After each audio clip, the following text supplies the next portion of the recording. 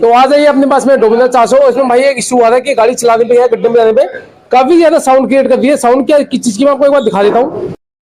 Bike चला के देखिए, मैंने बाइक चला के देखी है, चेन के पास से साउंड आ रही है और साउंड आ रही है इसकी चेन पैड की। क्या है इसके लोग जो टूट चुके हैं तो अभी चेन पेड में करने वाले जुगाड़ देख। तो फाइनली भाई अपना चेन पेड खोल के निकाल, मतलब बाहर नहीं निकाला, खोल दिया है। बाकी चेन पेड खोलने के लिए भाई काफी सारी चीजें खोलनी पड़ी हमें।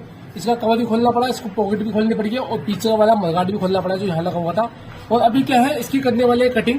भैया इसकी कह दी हमने पैड की कटिंग, क्योंकि यहाँ पे हम लगाने वाले हैं टाई बेल्ट इस तरीके से।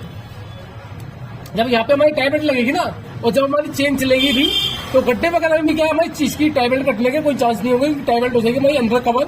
अगर हम इसको बाहर से लगाते तो चेन लग के कट सकती थी, तो इसको हमने लगा दी ऐसे करके। अब देखो टाई बेल्ट भाई अंदर हो चुकी है। तो फाइनली भाई अपना बाइक का काम हो चुका है कंप्लीट और भाई ले रहे हैं बाइक की टेस्टिंग। अरे आवाज ओके गाड़ी बिल्कुल।